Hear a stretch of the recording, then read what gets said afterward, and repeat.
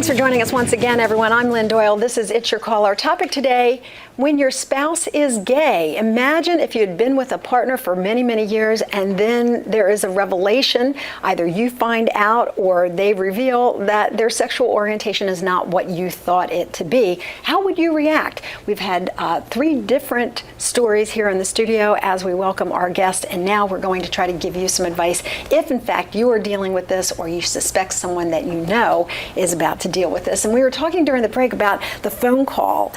Dave's friend is about to be married to a woman, even though he has been out with his friend, open with his friend. Does this shock you, or is this pretty much routine? Well, it is shocking, even though it is routine. Very often people are driven by their biases, and their biases come from their religious beliefs and the morality that goes along with that idea that gayness is not acceptable. Other people are driven by the traditional view of what a family ought to be, etc. And what would you say to someone who was dealing with either considering getting married, knowing that they're gay, or if they're denying their own homosexuality? Any advice for them? It's not going to go away. A lot of times, especially in more conservative settings, people will tell you, well, don't just get married, those feelings will go away. They're not going to go away. No, they won't. And people just don't realize the devastation that they're leaving in their wake. I mean, probably because they're too consumed with their own trauma that they don't realize the impact that it has on those who love them, the family members, the community, right? Well, and I think that's part of our society today that has this belief that the problem lies within the person. But they're not looking at what happens around them and the whole structure that is affected by that as well. All right. I'm going to go back to the telephone lines where Renda is standing by. Renda, good to have you with us. Hi, it's good to be here. So tell me, have you had a personal experience with this?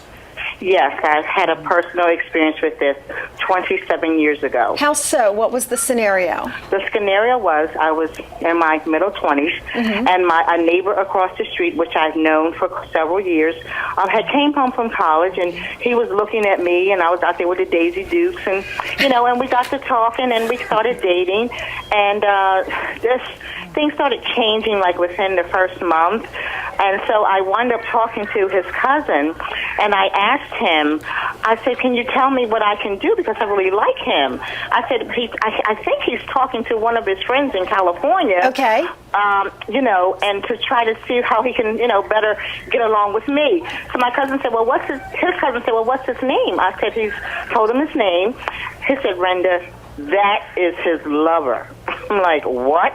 Oh, so wait, the guy that you were seeing was actually gay and seeing someone else? The guy that I was seeing, I'm thinking that we were having problems, and he was talking to his friend out in California to get help. Turns out it was the lover. Turned out it was his lover. What kind of impact did that have on you as a woman to know that your guy was interested in other guys? Well, no, leave it there. Excuse me. I'm almost out of time. Hurry quickly. All right.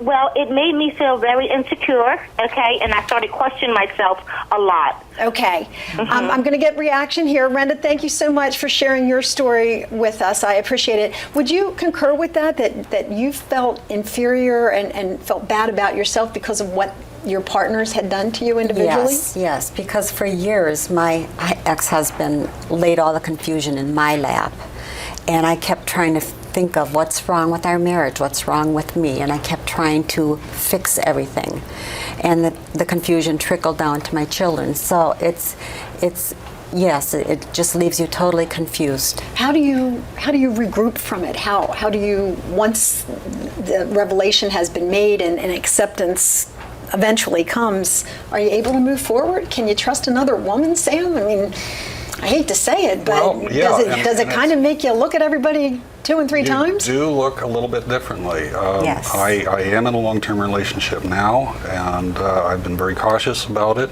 And it happens that the relationship I'm in, she is also a straight spouse. And that made it a little bit easier because you don't have to explain a lot of things. Okay, and how about you, Roxanne? Did you willingly get into another relationship, or did you just say no way?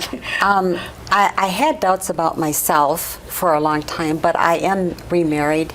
But the biggest thing on my list was I make the choice of who I marry, and the person had to be completely honest, and that's what I was looking for. Okay, and Mary recaps her a compilation of stories in her book called Left in His Closet. You're not left in his closet anymore, are you? No, I am not. Okay.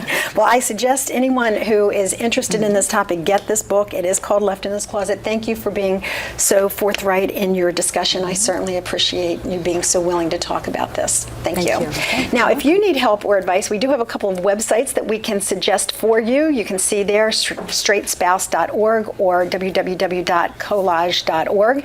I do want to thank all of our guests for being here with us. It's all the time that we have, but we thank you for joining us. We'll see you the next time.